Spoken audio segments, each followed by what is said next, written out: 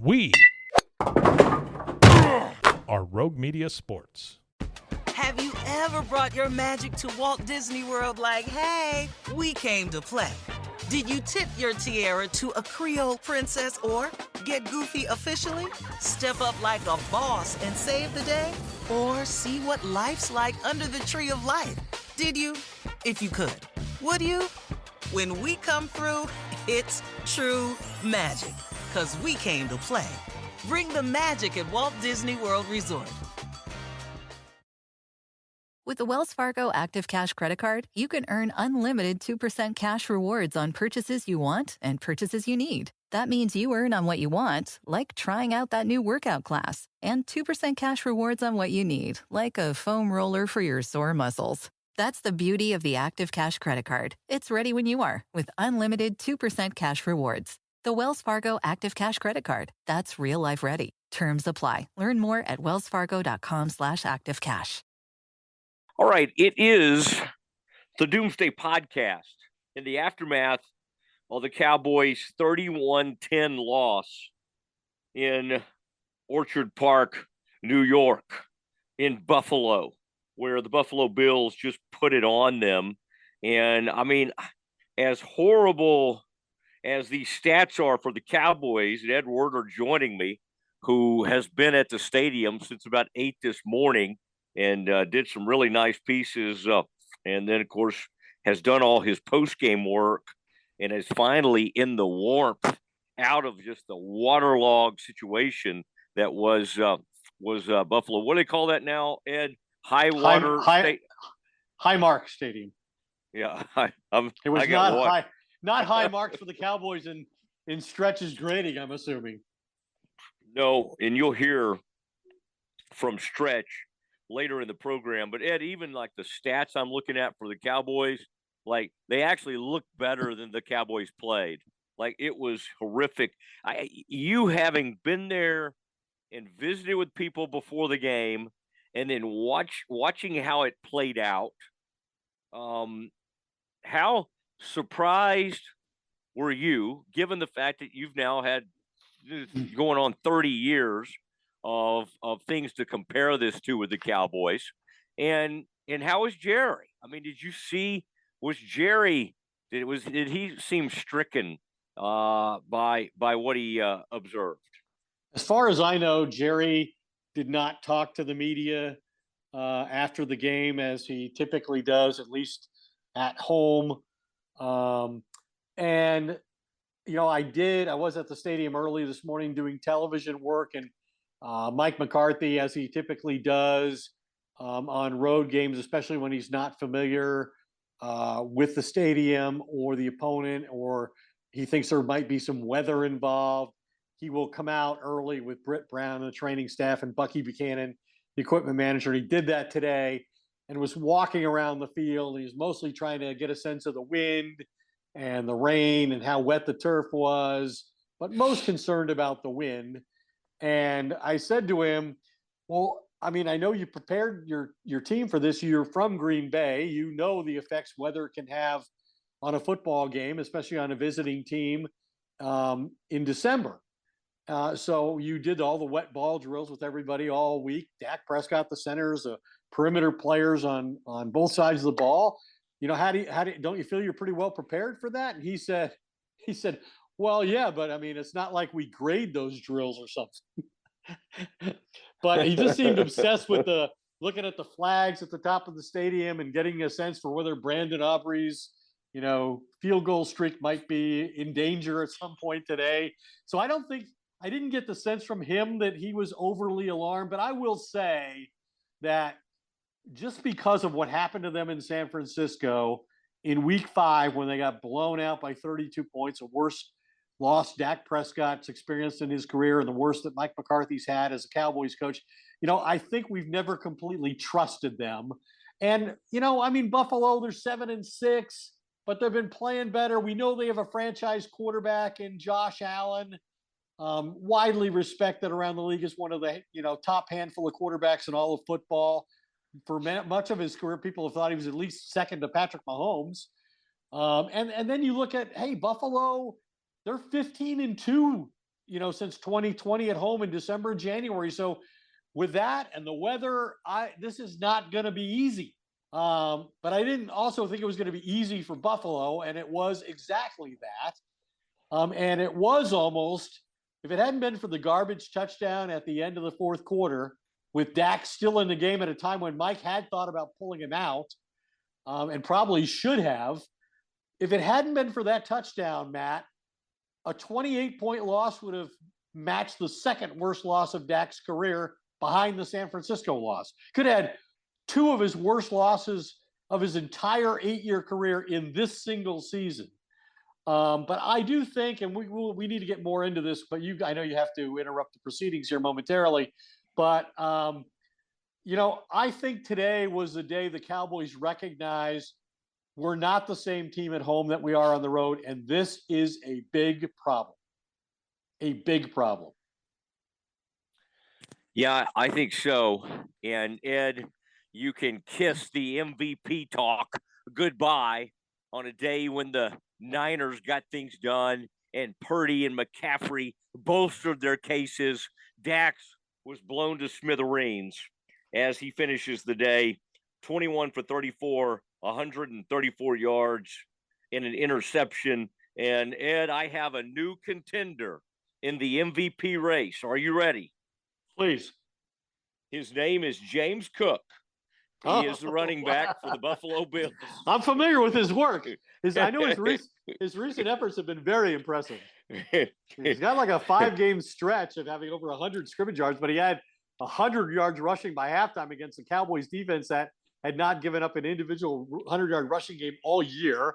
And he finished with 221 scrimmage yards and 2 touchdowns. First running back for Buffalo since Thurman Thomas in 1991. Mm-hmm. Yes, I'm behind that candidacy. Yeah. And I have 2 defensive player of the year candidates also to bounce off of you. Here they are, Malik Hooker and Jonathan Hankins. whose candidacy took root in their absence today from this woeful effort in all 3 phases.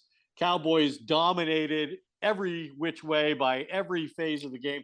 And I'm gonna blow your mind when we come back, when I give you some historical information about this Cowboys team. Whoa. I think that's what they call a tease in the business. Stephen Simcox, our fearless producer there in McLennan County. Please, sir, play the music. All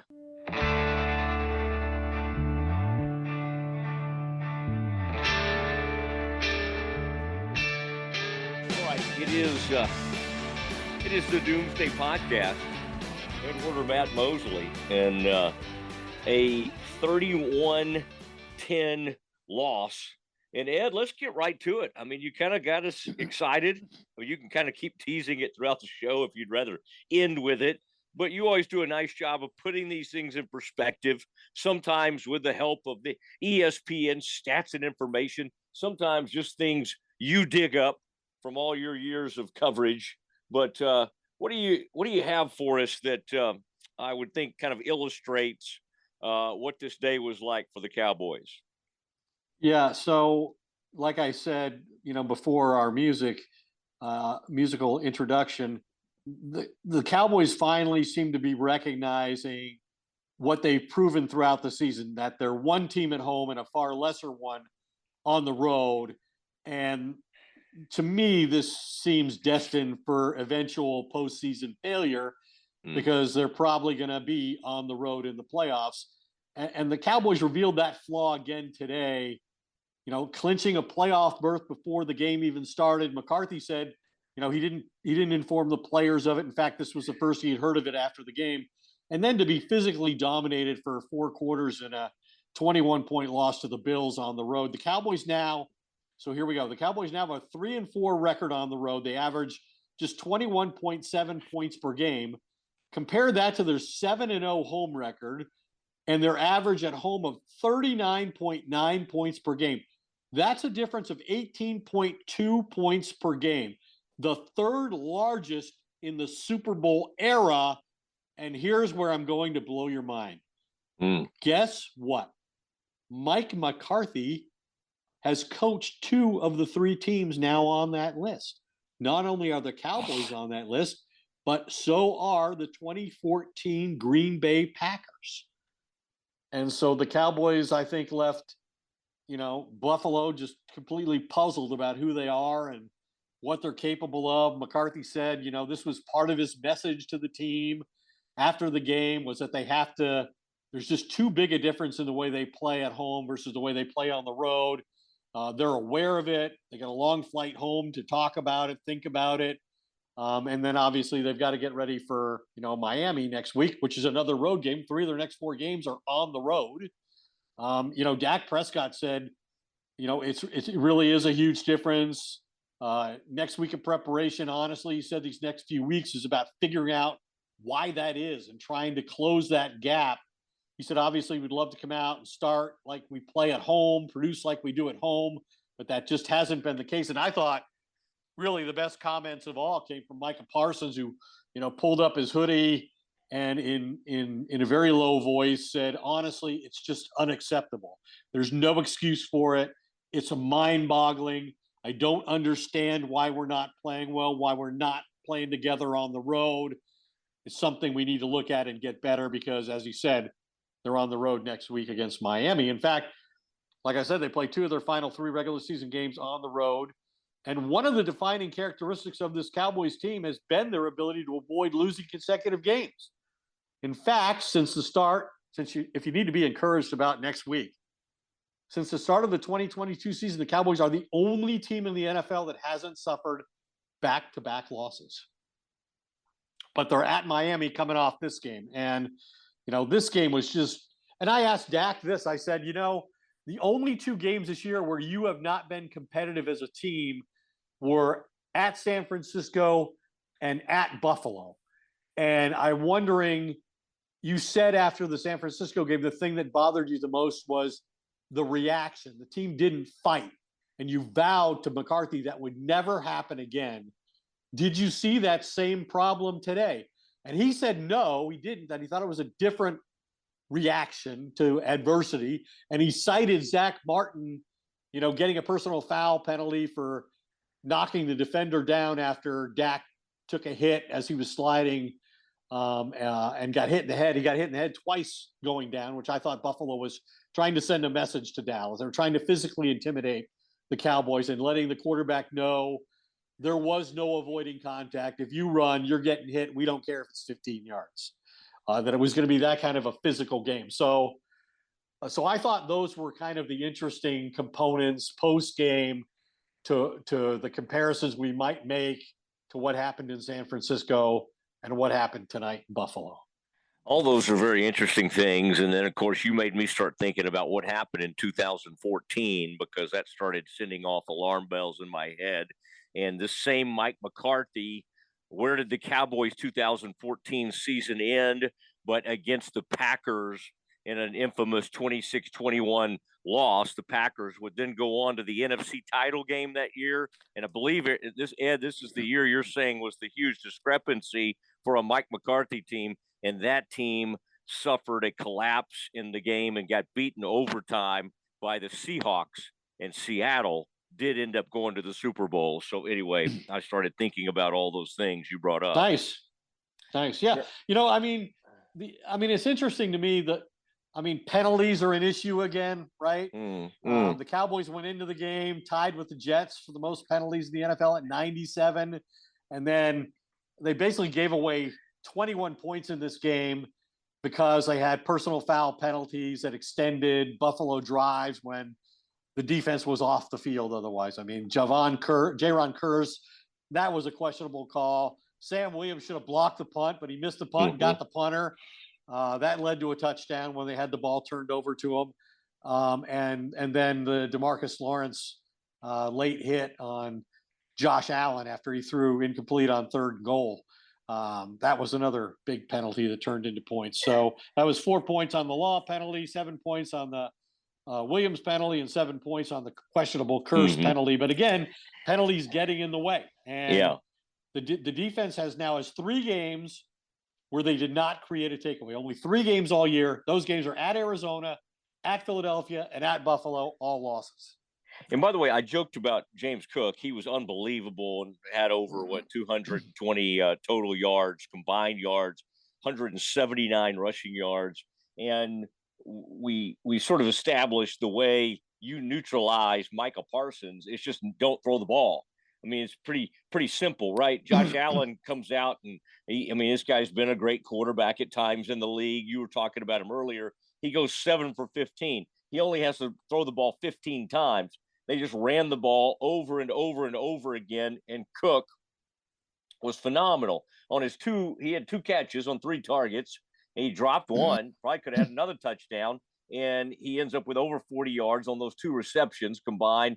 And to your point, though, Ed, the Lawrence one, that one, in looking at that and looking at the replay, it looked like Allen did sell that one. He was like pointing to his head. The call was made. It did not look like anything severe. But again, anytime the refs think you've gone anywhere near the neck or the head, they're going to make the call. And in that case, he kind of went to the chest, really, but they made the call and they give up the touchdown. But you're right. They were going to get at least force the field goal there.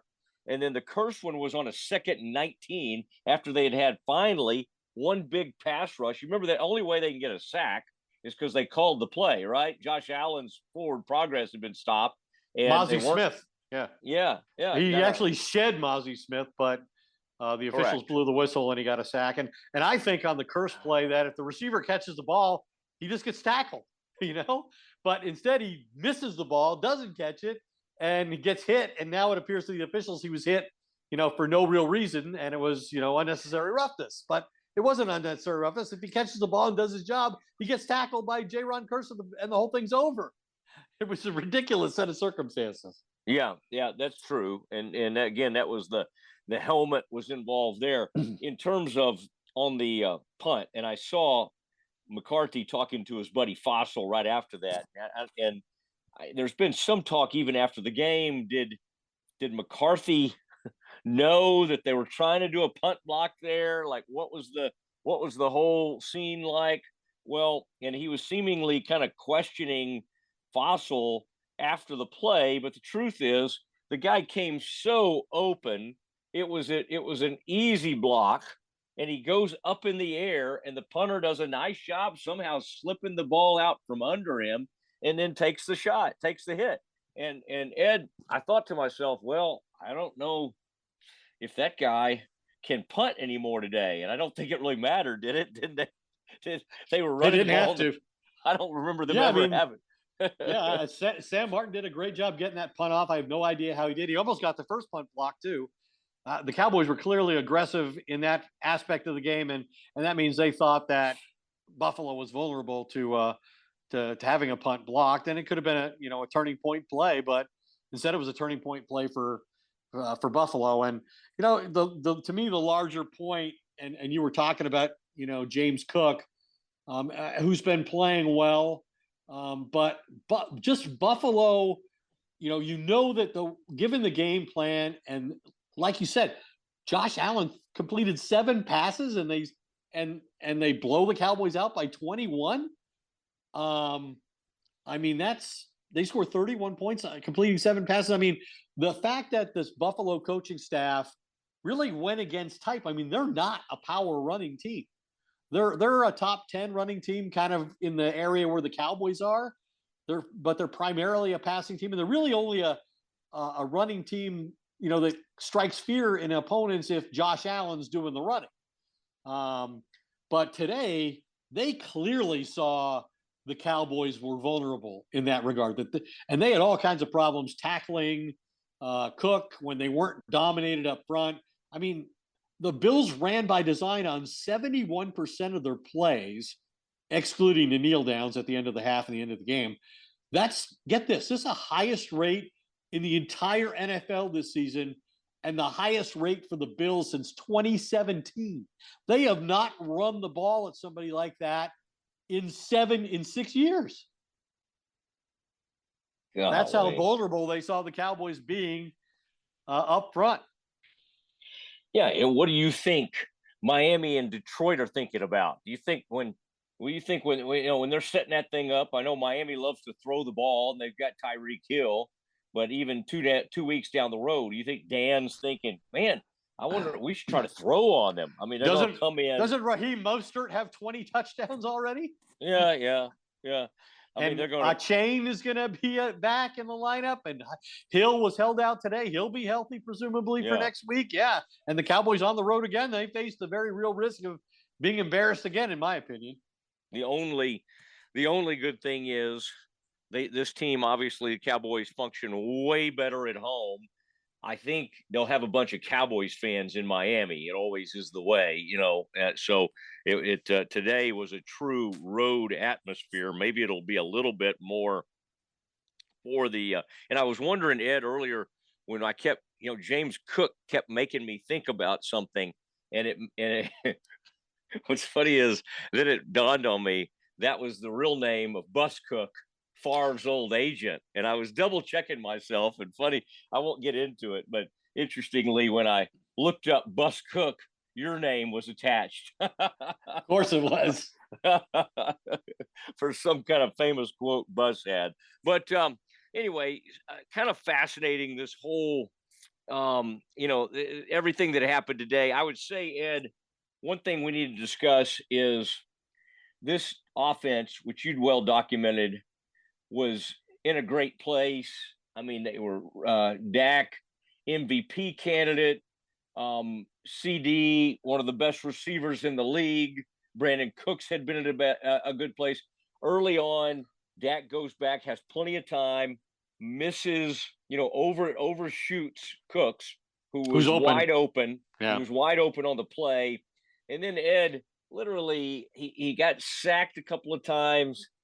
They never, and then even when he tried to deliver the ball, think about it. Cooks had to make a great play to knock a ball away to prevent an interception. Yes, yeah.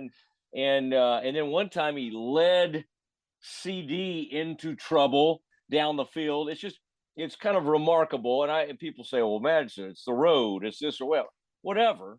I mean, like, to win an MVP or to be a great quarterback, you got to be able to function on the road. And it's just kind of mind-boggling how you can be in this best stretch of your career. And again, all quarterbacks can have a bad game. It even happens to the great Mahomes.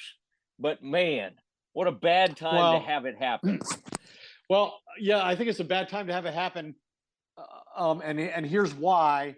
You're trying because of your success at home. You're trying to get yourself in a position where you're getting to play postseason games at home, and they probably squandered their last chance today because, you look at the Philadelphia Eagles who are trying to win the division, from Philadelphia. They have the same record. The Cowboys had just taken first place from them last week by beating them at home at AT&T Stadium. And here are the Eagles, the team you have to beat out to win the division and get home playoff games. And, they've now lost to the 49ers badly. They've lost to the Cowboys badly in consecutive weeks. And they're making panic moves. Nick Sirianni decides to change defensive coordinators with a 10-3 team going to Seattle. That's probably the only game they could lose is Seattle. And so the Cowboys needed to win this game to really put the pressure on the Eagles tomorrow night, and they didn't do it. They failed to do it. They're going to relinquish control to the Eagles tomorrow if the Eagles win. And if they don't do it then, they'll probably lose next week in Miami and relinquish control. I guess, the thing you said at the start was, did you see this coming at all? And the only thing I would say was, people who asked, I'm like, well, they're going to be playing on the road. They're going to be playing in probably cool, wet conditions. Now, look, when the schedule comes out and you see that you're playing in Buffalo on December 17th, you dream of a day like this because you think it's going to be 5 feet of snow and sub-zero temperature. So a little rain and 50 degrees, I'm sorry, that's probably as good as it gets this time of year. But yeah, the thing that concerned me about them going into this game was they're a passing offense. They don't run the ball well. And their defense is all about speed and creating a pass rush. They're a passing offense football team and a rush the passer defense. And those two things can be neutralized to some degree by the elements. And that's what I think has happened when they're not in their own building. They're not on their fast turf. They're not in an ideal conditions. They don't have the crowd noise advantage. So all of these things conspire against the things that, they don't do well. If you run the football and play physical and stop the run on defense, then that travels. The way the Cowboys play doesn't travel. The Cowboys, that's why McCarthy wanted to be able to run the football. He wanted to be a running team, but they proved early in the season they couldn't do it. And so he transformed them into this pass first, Dak-centric team. But I would just say, who did anything today? Who on this team did anything today? Dak didn't do anything. CeeDee Lamb didn't do anything. Zach Martin missed most of the game with an injury. Micah Parsons didn't do anything. Who did anything? I would just say maybe Pollard seemed to run okay when he got an opportunity. That's about it. Yeah. And Brandon Aubrey didn't miss any field goal attempts. Brandon Aubrey in the elements continued to be perfect. But to your point from earlier, we're sitting there and they got like a meaningless touchdown and they left their quarterback in. And oh, by the way, he was still getting hit. I mean, to his credit, he's in there running and trying to score, but I don't know if that was the wisest thing in the world. Like, late in that game, CD didn't look fully healthy. They could have gotten Dak out of the game. I mean, Cooper Rush with 8 minutes to go was throwing everything on and warming up. And then you come back from break and there's Dak still out there. I'd gotten my tweet ready, here comes Cooper Rush because they showed him. He's like, okay, here I go. I'm going to get my opportunity. And McCarthy explained that he did intend to take Dak out, but that the possession wound up getting extended several times to the point where he couldn't really take him out in the middle of the drive. He didn't like who he was out there with necessarily, but he really didn't feel like he could pull him at that point in the game. But hey, that's maybe that's another of McCarthy's mistakes, because he also made a mistake, I think, by not throwing the challenge flag when Stephon Diggs seemingly fumbled. McCarthy, they obviously hustled to the line of scrimmage for a reason. So take the chance. Okay, your guys upstairs don't have a clear view. They're not sure. You know what? There's a reason the Bills are scrambling to the line of scrimmage. Throw your challenge flag. And how many times do we see it, Ed? That exact scenario, and the team's never able to get a playoff, right? They're trying, but they blow the whistle. Oh, they did throw the flag. And I think everybody's like, boy, if they're trying to hurry. Now, the one thing is, I heard after the game on the post-game radio saying the defenders were saying I didn't see that. Throw the flag. I didn't see the defenders react like you normally would. But you did see the team, as you said, racing up there. So that's another, if you ding McCarthy on anything, game management has been an issue. And sometimes you do have to have a feel for things and go, there might be a reason this team's suddenly playing not just like regular tempo. They're racing up there to try to get a play in. And sure enough, right after they run the play, everybody in America gets to see the replays, and it was a clear fumble that was recovered by the Cowboys. That could have been a big play. What was it? Yep. Was it 14-0? I mean, they were still at least in the game. Yeah, they were in the game. All right, Ed, I did want to say Blake Marable, Timeless Classic Homes. That's MARABLE,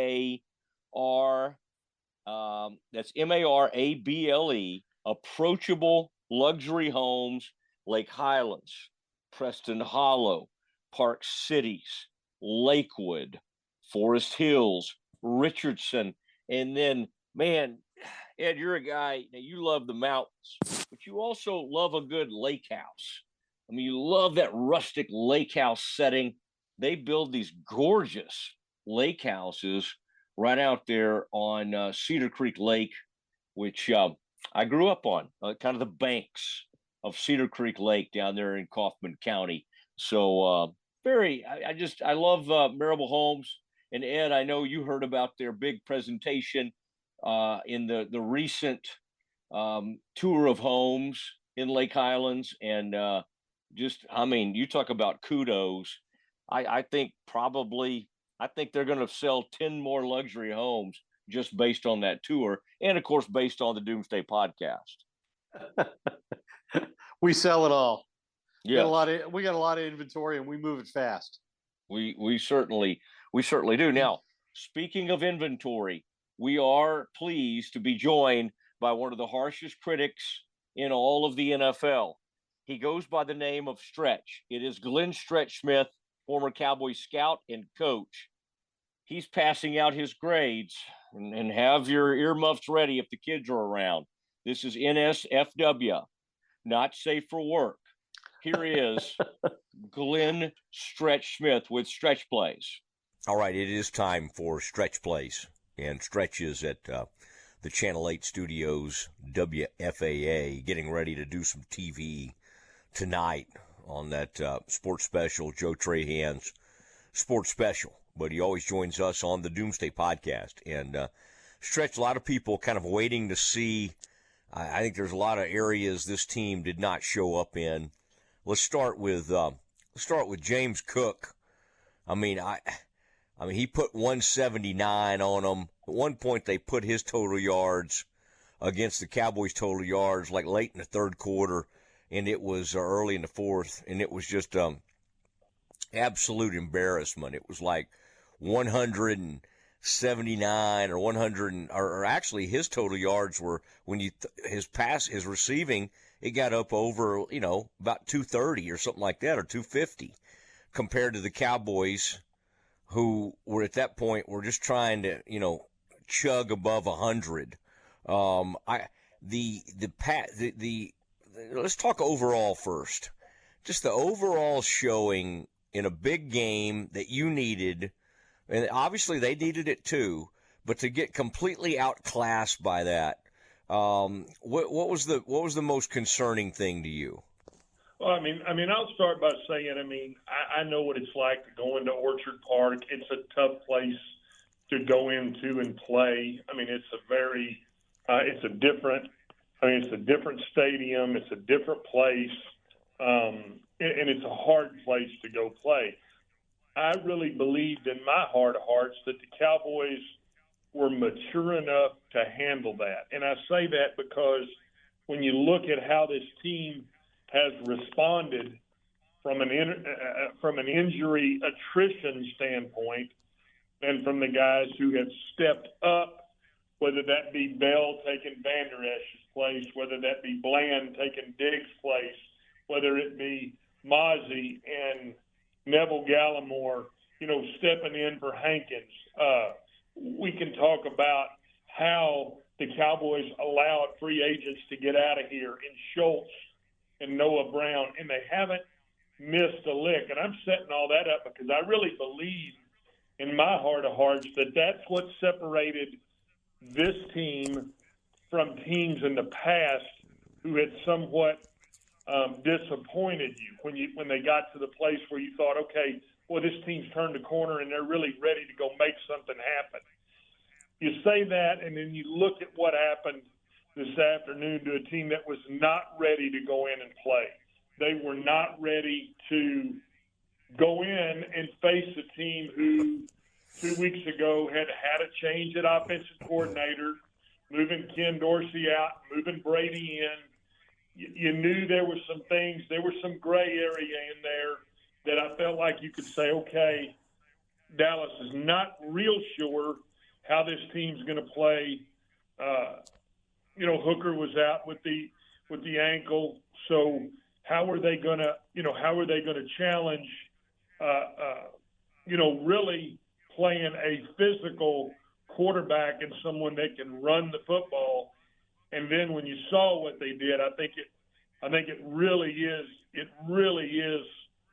It opens your eyes to a level of concern, because when you allow another team to impose their will, which you knew that Brady was going to rely on Cook to run the football, and they go out and they execute and they just hammer your ass. And I said ass, I'm 60 years old. I'm too old to get on here and say bottom and bobo and butt. it's one of those things that leaves you, Matt, it leaves you shrugging your shoulders because they absolutely assaulted the Dallas defense. And I don't know that I've seen that defense miss that many tackles all year. So then that comes into play with where your Shiva-getter was, which should have been your Shiva-getter gauge should have been through the roof. You're playing for first place in the East, and to win the division and to go out and play like that, I mean, it really leaves you questioning. It does me questioning. Hell, do I even know what I'm looking at? Because I really believe this team was gonna and ready to take it to another level, and so to see that, it's very disappointing. It's very disappointing to see a team go to Orchard Park, New York, and I got all the issues. I get it's the hotel probably wasn't all that great. The airport's not that great. It's a gray city. It's an old stadium, and we could go on and on. But at some point, Dallas had done what they needed to do. They had whipped Philadelphia in here and got themselves in a first-place tie, and then to go and allow Cook just to run the football right at you and you to have no answers is very disheartening. All right, Cowboys blown off the field, and really it was 31-3 late. They made it 31-10, and just outclassed in every possible way. A lot of different things to get into. I thought Stretch you had a chance to make a huge special teams play. Sam Williams comes in there; they're already down 7-0, and just absolutely goes up in the air and misses the punter's foot, and it's a rough in the punter. I mean, I don't think that was a questionable call at all. He ends up wiping him out, and that extends another drive. I mean, let's think about how many of those touchdowns they had extended. They had a 2nd and 19 on a play by Curse, and you can argue whatever with that one. But, I mean, bottom line is they just kept extending those. Zero in for me, Stretch, if you would, even on that punt. I mean, you're a guy who comments on special teams a lot. Yeah, in the first drive, Matt. I mean, the first drive where they flagged Lawrence for roughing the passer. I mean, he didn't hit him in the head. Could he have backed off there? Again, you're talking about a 250-pound quarterback where you're working all week and staying in your lane and understanding how physical he is, how he can run the ball. From the block and the punt, Sam should have not left his feet. You go for the front of the punter's foot and where the angle of the ball is going to come off. You should not have jumped. And when you jump, then you lose control of your body, and no question about that call. I didn't like the call on Lawrence, and I certainly didn't like the call on Curse. But I do believe that regardless of all of that, I mean, they didn't have any answers to be able to stop Buffalo from running the football. And now this has been done to – it was done to them by San Francisco, and that's done to them by Buffalo. And if you don't think that Mike McDaniel, who was the San Francisco offensive coordinator, is not going to come with Raheem Mostert and try to assault you running the football, you got another thing. The following week, you're going to get Dan Campbell and him wanting to run the football with Swift, and you know that you're going to have to face it from a physical standpoint. So, we can look at it two ways and say, hey, they got 2 weeks here to get this, cleaned up, to get their run angles, to get their run fits, to get their run support better, to understand how to come downhill. I get it. Bell is playing there at linebacker. He's really a safety. But when you know they're running the football at you, you better get your shoulders over your toes and you better bring your ass downhill and come attack the run. Same thing with the safeties. They've got to come off the edge and set the edge. You can't allow them just to toss the ball and get out on the edge, not be able to control the perimeter.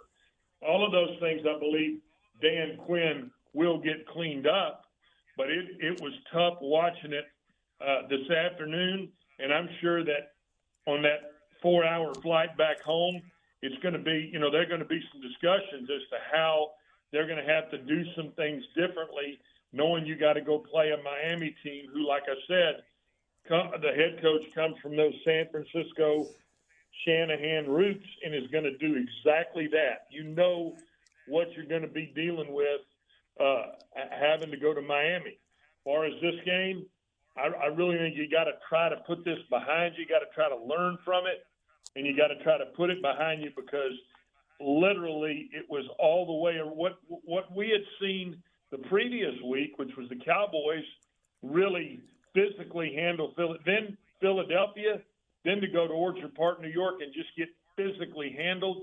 I mean, those are two opposite ends of the spectrum, and it really does. It makes you question, I'm sure, everything that you understand about the game of football, and it also makes you question, was this football team ready to play? Were they ready to go in and get what they got, which was a physical brand of football, knowing that, Brady, the offensive coordinator at Buffalo, knew that he didn't have the best offensive line from a pass protection standpoint. Guess what he did know? We can go downhill and attack these guys running the football, and that's exactly what they did. And anytime a team imposes their will on you, it can set you back. Yeah, it did feel like the Niners game a little bit, just a thorough domination of what happened. Now they go to 3-4 on the road, and the more this happens, the more likely they did clinch a playoff spot today. But the more likely it is that they'll be on the road in the playoffs, if not the first game, certainly the second game. And it does not look like a team that's ready to sustain and make a big run in the playoffs. People are going to want your take on the way Dak Prescott played. He came into the game possibly a front runner in the MVP race. He leaves the game out of the MVP race. Threw the pick late, but quite honestly, never was in rhythm. Misses Cooks when Cooks was open deep. And then, if not for Cooks and maybe I'm trying to think CD, they had to break up interceptions. This quarterback did not have a good game. No, be honest, he played poor, played very poor. And so another situation where you're just kind of shrugging your shoulders like, how can he play as well as he's played the last few weeks and then go play this poorly? It is a question that you gotta think about the play calls, the plays that were set up. And you have to wonder, did McDermott absolutely outcoach Mike McCarthy? Because it certainly looked like that with how they were containing the run. There were times that they would bring the safety off the edge. Dallas had no answers for that. And then as far as how they were playing their coverage in the back end, they didn't play a lot of man coverage. They played a lot of zone coverage, and Dak had issues with that. And I'm saying issues because he had to hold the football a little longer, get guys across in other windows. And I'm saying when you're playing a zone team, you got to have guys that are able to clear certain levels and get into certain windows. And at times that makes you hold the football, get out of your rhythm. And it looked like that all night. It looked like he was completely uncomfortable. Like you said, they did do a nice job, and I don't have a problem with them throwing that deep ball early. But when you have a chance and they pitch you an underhanded softball and you're not able to hit it out of the park, I think that changes the entire way that McDermott and his staff called the football game from a defensive standpoint. So, yeah, it starts with the quarterback. He played poorly. Made some poor throws.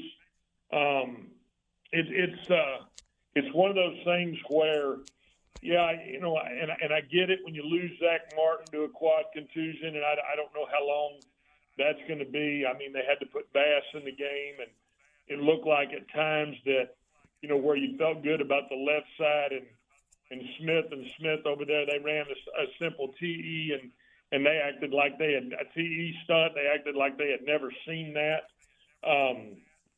It's one of those things where, again, all the way around, I thought Pollard ran the football okay. Other than that, I don't know that I could give you a winning grade from anybody on that side. And therefore, you got the result that you got, which was really, Buffalo giving you that last touchdown really was a 31-3 thumping. I mean, and if you don't look at it that way, then you got your rose-colored glasses on. But Dak's got to, he's got to try to figure out a better, what I would say, better presence on the road and better ability to go win on the road. All right, so people always want to hear, and I know you're going to provide an overall grade. What is, it's certainly not anything close to a winning grade. What do you give this thing? Well, I mean, I just think if you're honest with yourself, and yeah, we want to, you want to hear me give each guy a grade. You want to hear, what does he think about this? You know what you did? You went up there and you got your ass whipped. That's what you did. You got your ass whipped. You took an ass whipping. And so my grade is AW, because I'm trying to turn over a new leaf here, Mosley, trying to clean my language up. I'm trying to get to where I've got a better set of words and not such a simple mind trying to express itself. I don't know how else to say it other than that. Complete ass whipping from coaching, from the defensive side of the ball to the offensive side of the ball, to the quarterback, to the offensive line. Just secondary-wise, did not tackle well. Defensive line did not play well. Linebackers did not get in their gaps. I mean, we could sit here and go on and on. It was an ass whipping, and that's really the only way I know how to put it. All right. That's the A&W, not a root beer, but an A whipping is what you've presented us with. And appreciate you attempting to not use the language, but the Cowboys, I believe, drove you to it this evening. And I've got a new word. I'm going to share it with you after we're finished here that I want to hear on Channel 8 tonight. I think it's one that the folks will like, and it's one that I think is going to be a big player on the Doomsday Podcast in future shows. But a lot of people were anxious to hear from you this evening, and, of course, you did not disappoint. Have a great show on TV, and we'll talk to you next week as the Cowboys get it on in Miami Gardens versus the Dolphins. I appreciate that, and Mosley, send me an extra $100 so I can go get some couch time to think about some counseling for my rough words tonight. Sorry to bother you tonight, Mosley. There he goes, off into the night. It is Glenn Stretch Smith, former Cowboy scout and coach, providing us stretch plays. And now a word from a guy that's friends with both of us. Stretch and I have known Randy Hudson for years. It is Hudson Financial Group, and I had a chance to sit down with Randy for a couple of minutes this past week.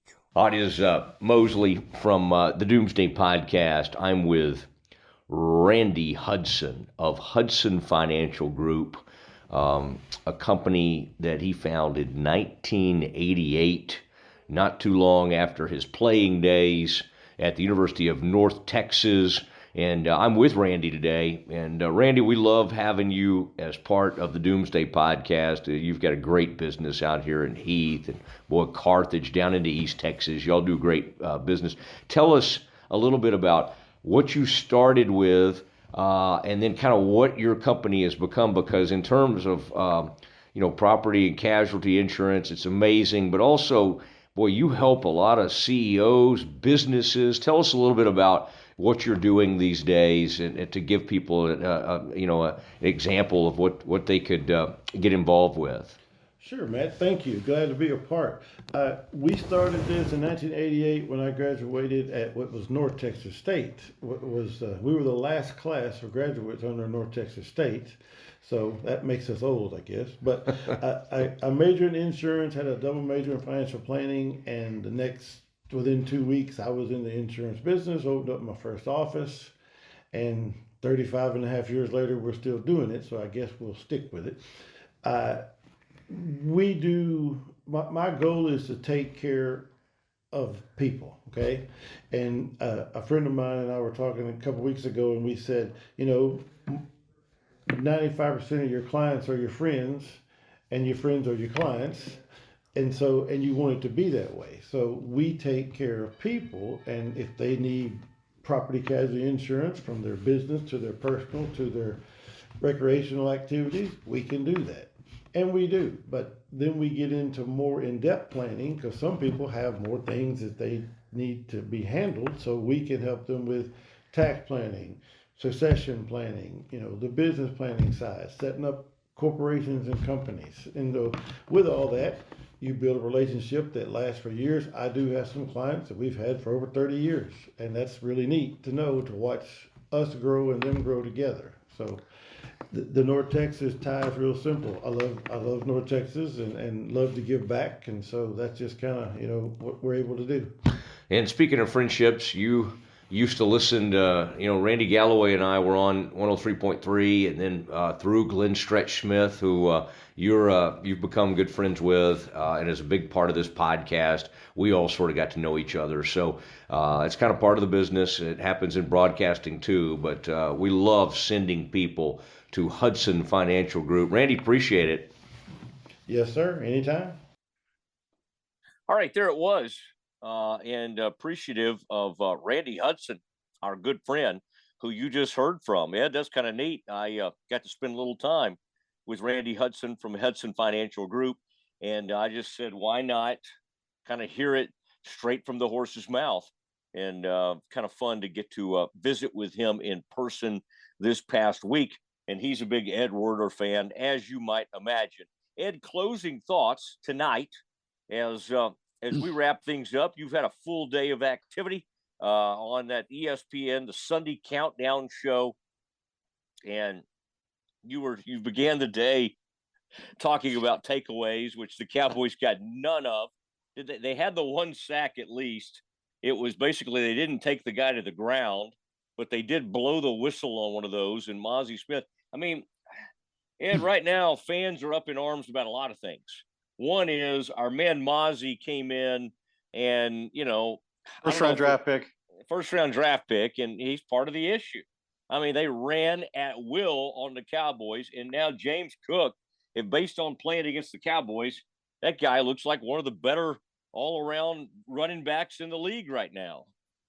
Yeah, I guess, kind of my final thought is going back to comparing this loss to the loss to San Francisco in week 5.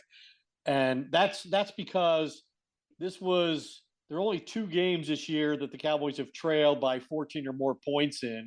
And it was tonight and it was at San Francisco. And they've now lost 14 straight games, including playoffs, if they ever trail by 14 points. Their last win came in 2020 against the Giants in week 5. That's the last time they were down 14 and came back and won. And that just seems like an awful long time. If you have real character and you're an explosive team, you know what? Every time you're down 14, you don't lose. And that's why I asked Dak that question about whether he saw the same thing. And it was sort of hinted at, effort was hinted at with McCarthy too. And he said something to the effect of effort's a dirty word. He said, I'm just going to say, that we didn't finish as well as they did. We didn't finish plays as well as Buffalo did in any phase of the game. So I thought that was interesting that, all of a sudden there is some question about their resolve. And, no team, this is what I'm going to finish with. No team has been involved in more blowouts this season than the Cowboys. Their average game has been decided by 21.9 points a game. That's the second highest mark by any team through 14 games in NFL history, and the highest since you got at the 1961 Houston Oilers led by Hall of Fame quarterback George Blanda. So it's a blowout one way or the other every week with the Cowboys, and mostly it depends on if they're home or on the road.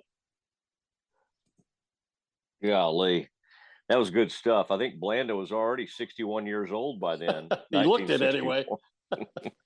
He looked it when he was 40. Y.A. Tittle, another guy who looked older than he was. But if Ed, I'll close this way. If Mike McCarthy, and it sounds crazy, based on last week, it was everybody was riding high, 10-3, back in, first place of the division. Who knows? The possibilities are endless. But if Mike McCarthy ends up getting himself fired, it'll be because of things like tonight when they just get completely surprised. Whether we want to call it effort or quitting or not finishing plays, not even so much about that. It's a team showing up in a big game with a lot on the line and just not being able, just basically no showing. And it's happened, like you said, against the Niners. It's now happened against the Buffalo Bills. And Ed, I got to hand it to, I did some Fox National Radio yesterday with a guy named Steve Hartman, and he was throwing this theory out on like the desperate team sometimes, win. The more desperate team. Cowboys are basically already in the playoffs. Well, by the time it started, they were in the playoffs. Ed, I would wonder if the Cowboys had some champagne before the game. Do you think they popped the cork and had some champagne? But the desperate team won. They won big, but let's not forget, and I know Vegas had Buffalo favored in this game, but Buffalo was 7-6. Ed, you're not 8-6. They're 8-6 now. You're not 8-6 because you're some kind of great team. I mean, obviously they've had issues all year, and there've been moments when you thought McDermott could get fired, and maybe he still will. But the man, he gives very interesting pregame and training camp speeches, and I'd like to know, Ed, what he had to say today. I don't know. I'm not getting into that. Okay. I'm just gonna say, like, I don't think anybody's surprised that Buffalo won at home. Like I said, they're 15-2, now 16-2 in December, January. It's a tough place to win this time of year. Nobody, I think, is terribly surprised Buffalo won. I think the surprise is that the Cowboys played so poorly in every regard and really throughout the roster. And like I said before, none of the players who are making the biggest paychecks did anything of real consequence in this game. And I think that's disappointing that this game so resembled the loss to San Francisco that Dak Prescott vowed would never happen again. And I'm not saying it was exactly the same or as bad, but it was pretty bad. This is pretty bad. Yeah. Yeah. I mean, I think as a result of this, Ed, Dak may only end up making like $58 million a year rather than 60. Okay. This could impact that moving forward. Ed, good work. Great work today from early on, getting to watch you, even kind of trying to see what you were up to while I was in church today, praying for everything. We got a new music minister, Ed. Big day over there at Wilshire Baptist. But thank you, buddy, and good work. And we do need to make an announcement, a programming announcement. I meant to say this earlier. We are, Stephen, you, myself, in deference to our families and the fact that I don't know how many people would be tuning in on Christmas morning. We are going to take a rare week off for the Christmas Eve game. Now, that doesn't mean that Ed and I won't be watching every minute of it, tweeting about it, probably responding to you. So unless I get like enormous backlash, we are not going to do a Doomsday podcast. If we do one, it'll just be me because I'm giving everybody else Is it a paid holiday? The night off. It's paid. That's right. All of them are paid. All right, Ed. Merry Christmas. Same to you. Same to everyone out there. Yeah. Our happy holidays. Yeah. Happy holidays to everyone. Happy Hanukkah to those that are celebrating that. Happy Kwanzaa. Happy whatever you're up to these days. Thank you, Stephen Simcox. Thank you, Ed Werder. Everybody have a great evening, and we'll see you here in a couple of weeks after the Cowboys play the Detroit Lions. Good night, everybody. Don't just ride the index, seek to outperform it with Fidelity Active ETFs. Learn more at fidelity.com/active ETFs. Before investing in any exchange-traded fund, you should consider its investment objectives, risks, charges, and expenses. Contact Fidelity for a prospectus, an offering circular, or if available, a summary prospectus containing this information. Read it carefully. While active ETFs offer the potential to outperform an index, these products may more significantly trail an index as compared with passive ETFs. Fidelity Brokerage Services, LLC, member NYSE, SIPC. You haven't heard about the McCrispy yet? Well, then, you probably haven't heard the sweet silence after the first crispy bite either. Go try it for yourself to hear the best nut sound you've ever heard.